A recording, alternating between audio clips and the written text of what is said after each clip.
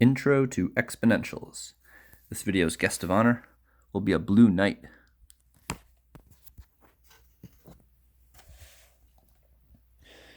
All right, so we want to state the initial value for each of the following.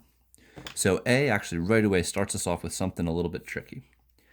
Usually our exponential equation looks something like y equals a b to the x, where a is the initial value and b is the rate, which we would call either like the growth factor or the decay factor, which is found by doing 1 plus r, 1 minus r, whatever that rate percentage is.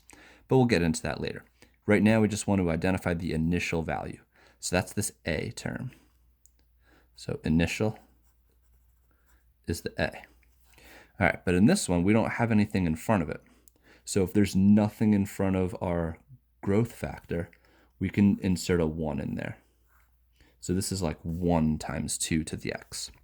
So 1 will be our initial value. All right, for b, we can see the number out front, the one that's not being carried to the exponent, is the 1/2. So we'll say 1/2. And in part c, we see that the 1500 is not being carried to this exponent. This should be an exponent. I don't know why I drew it like that. T. That's better. All right, so this 1500 is not being carried to the exponent. It's this. This is the rate. So 1500 would be the initial value. These initial values are representing the y-intercepts of these functions on a graph. That's where they start out. And then depending on what this factor is, will tell us how much they're increasing or decreasing by. So in number 2, we want to start analyzing that value, this growth factor or decay factor, and determine whether it's going to be increasing or decreasing.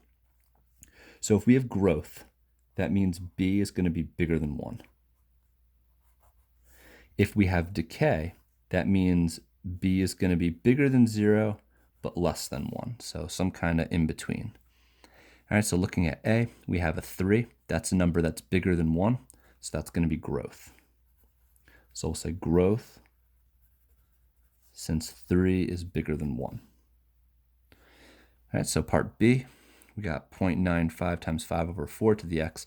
This is a little tricky because it's a fraction, so usually people will just be like, oh, it's a fraction, so it's got to be decay. But that's not always the case because this is an improper fraction. We have a larger number on the numerator.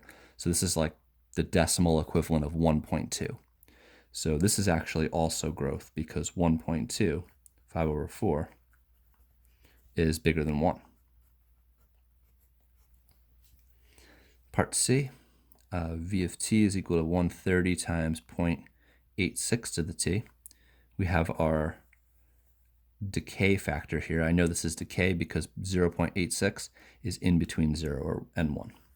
So we'll say decay since 0, then 0.86, and then 1. So it's bigger than 0, but less than 1. Okay, so this is going to be a graph that's decreasing in value over time. These other ones are going to be increasing, so they're going to be going up from left to right. This one will be going down from left to right. And we'll look at a graph at the end of this problem post.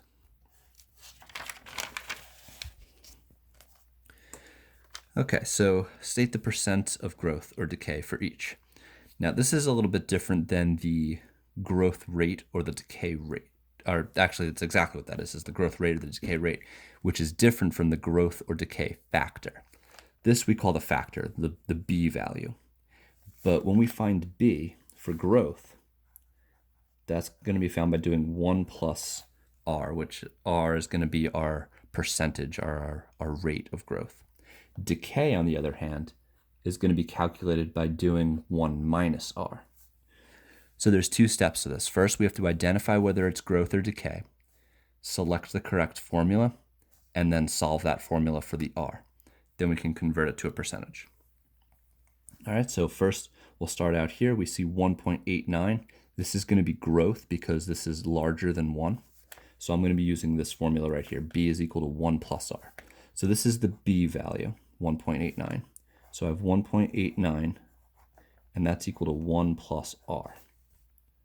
Okay, so now I just need to solve this thing for r. To get r by itself, I got to get rid of the 1, so I'll subtract 1. So I'll see 0.89 is equal to r. And this question is asking for the percent. I have a decimal. So this is increasing by 0.89, but this is a percentage. So what I want to do is take this decimal place and slide it 2 places to the right, and that's going to give me 89%. So over time, this function will be increasing by 89% for every whatever t is representing. Okay, so for part B, we can identify that B here, this B value, is less than 1 but bigger than 0. Therefore, it's going to be decay, and we'll use this other formula. So here we'll have 0.72 is equal to 1 minus r. Now this one's going to give us a little extra step here because we're going to be solving for r, but we have a negative in front of it. So the same thing is going to happen. We're going to subtract the 1. Okay, so we'll do 0.72 minus 1. Now this is going to give us a negative result, which is good because our r is going to be negative right here. So this is going to be negative 0.28.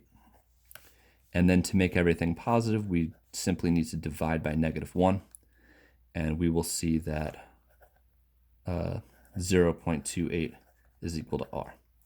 Again, we'll take this decimal, move it 2 places over to the right. And this is going to be 28%. It's probably a good idea if we identify growth or decay. So this is 89% growth, 28% decay. So this is decaying at 28%, whereas this one was growing by 89%. All right, and then part C. This one's weird, right, because it's a whole number, but the formula is still the same. We see that 2 is bigger than 1, so we're going to be using growth again. We identify our B value, and we'll have, let's stay over here. 2 is equal to 1 plus r. Subtract the 1 from both sides. 2 minus 1 is 1, and 1 is equal to r. That's kind of weird, but we just have to find our decimal and move it 2 places over to the right, and we'll actually get 100% here, which makes sense because this is saying that we're doubling in value. So whatever we have presently, we're going to be increasing by that amount every single time. So 100% growth, growing by 100%. Cool. All right, number 4. Graph f of x equals 2 times 2 to the x.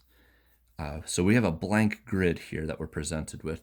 So we have to be pretty careful about how we label this grid because exponentials tend to get really, really large really, really fast. So let's take a look at our calculator and see if we can come up with a table of values that could perhaps help us label our axes. So we'll head over to the y equals screen, and in y1 we'll put 2 times 2 to the x. So I just typed it in exactly as I saw it. And if I hit graph, we will see a nice exponential curve. And its growth, it's increasing from left to right, it's going up. But it goes right off the screen really early. And by the time we get to 3 and 4, this thing is already beyond our scope, beyond our window. But we're going all the way out here to 10. All right, 1, 2, 3, 4, 5, 6, 7, 8, 9. We're going out here to 9. So let's go to the table.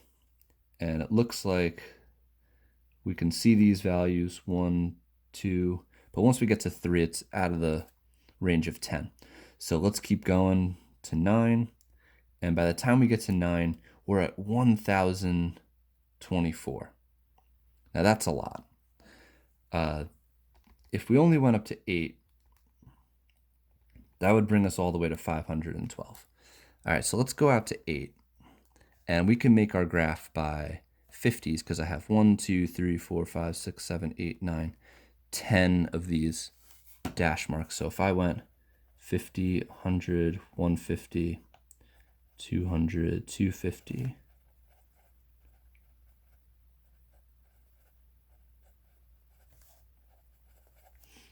all right, so with this scale, I think I can get a pretty good representation of what this graph is going to do.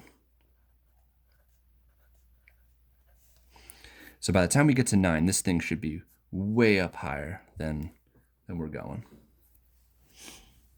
I guess if I wanted to go to 9, I could have made all these dashes 100 instead of 50, and then that would put us just about at 1,000 by the time we got to the top. But whatever, this is fine. So here we go. Let's start graphing these points. So 0, 2. Really close.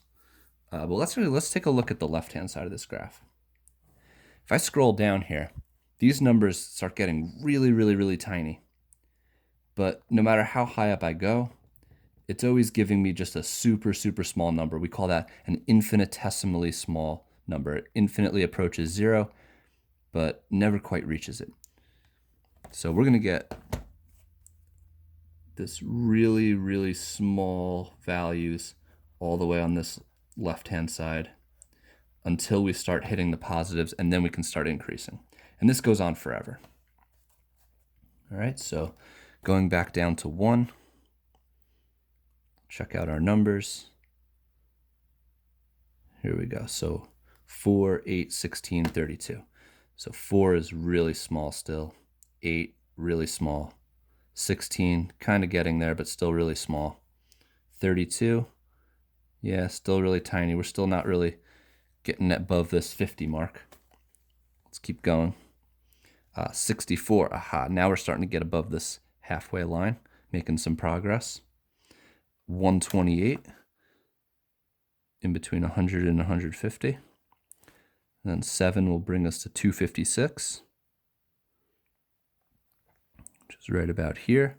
And then we can start seeing this bend now. This is the iconic bend of the exponential. Each one goes up by more and more every single time. And then 8 brings us all the way up to the top, 512, which is going to sit right above this 500 line. And that's about as much as it's going to fit on our graph, because if I went to 9, I'd be all the way up here at like 1,000.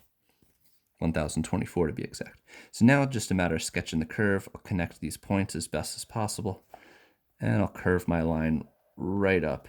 And this thing's just going to shoot up forever. So I have my arrow, and that's going off to infinity. All right, so there's my graph of f of x equals 2 times 2 to the x on a scale from 1 to 9, well, 1 to 8 really, for our domain, and 0 to 500 for our range, 512, but then it keeps going on forever. Give yourself a post score, number 1 through 4, assessing your ability to find initial values, to find growth or decay, to calculate the decay rate, and graph some exponentials after watching the video.